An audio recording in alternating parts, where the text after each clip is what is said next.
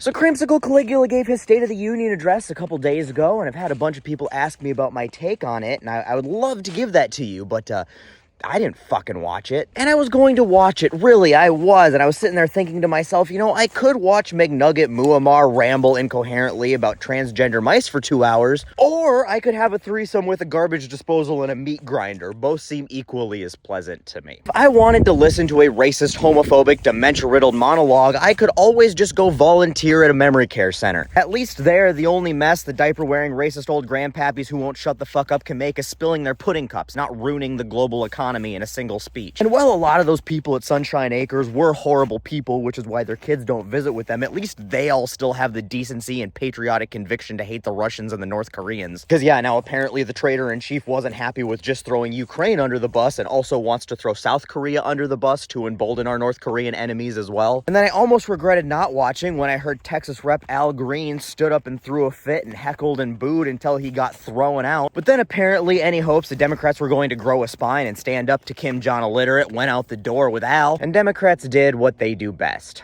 Sit down and shut up. And you see, that's the frustrating thing here, is there's 3 things Democrats could have done in this situation that would have been acceptable. They could have just not shown up at all, left the chamber half empty, and held their own State of the Union or press conference at the exact same time. They could have all stood up and booed and heckled President Yellow Snow through his entire address or until all 215 of them were thrown out. Or they could have walked out in protest behind Al, but they did none of those things because they're useless cowards. I mean, Bobo, the Beetlejuice ho-ho, and Margarine, Taters, and Cream have set the precedent for heckling the president for years. Why didn't you bring some of their fucking energy? But no, of course we can't expect Democrats to do anything. And I think, honestly, that is the most frustrating thing for me about all of it. Because did Adderall Adolf stand up there and say some of the most egregious shit we've ever heard? Did he treasonously berate our allies and embolden our enemies? Did he basically tell working class families struggling to pay their bills that they can go fuck themselves because he is going to tariff us into a Great Depression? And yeah, he promised gas and grocery prices are gonna go down, and now he's gonna make them go absolutely through the fucking roof, and they're just gonna have to deal with it? Did he lie through his teeth about transgender mice and transgender athletes and, well, literally everything he said, except for the fact that apparently BlackRock is actually buying the Panama Canal, or at least the ports around it, and that's awesome. Did he lie about all the money that roll apartheid isn't actually saving us as Doge dismantles our entire government? Did he manage to plunge the global economy into free fall with a single speech?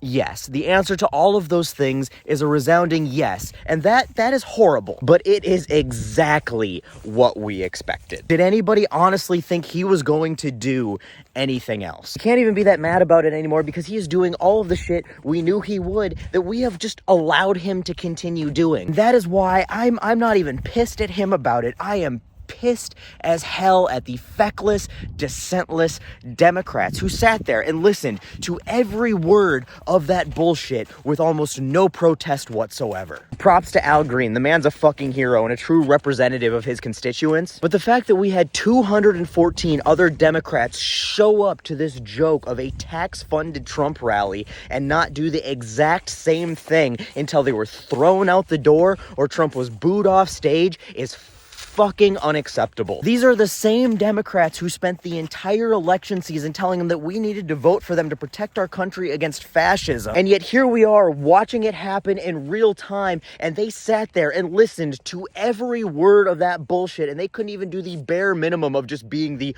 annoying guy at the comedy club to show some resistance. And it's sad because, you know, I keep hoping. They keep doing some things that give me a little bit of hope. Like, not a single Democrat in the House voted to pass this ridiculous budget, and props to them. They need to start trying to play chicken with the budget the same way that Republicans do every time. And I'm also seeing Senate Democrats saying that they're willing to shut down the government over this shit if something doesn't change. And you know what? They fucking better. Throw a fuss. Like, what the fuck were they worried about? Offending fascists? They could have easily made a spectacle. There would have been zero repercussions for it. They would have gotten a bunch of attention paid to them. It would have been a huge morale boost for all of the people who just feel so desperately hopeless and helpless because they don't feel like anybody is representing them in Washington. And no, all we get is one dude from Texas. Fucking Texas. Where are all the safe state, safe district Democrats like New York and California and Minnesota, like Angie Craig? Where the fuck you at, huh? Come on, Hakeem. Oh, shucks, we can't do anything because we're in the minority. Jeffries, where the fuck are you? You talk your big game till it actually comes time to do a goddamn thing. I guess what I'm trying to say is that this was just another example of Democrats showing us that they will never let us down when it comes to seizing an opportunity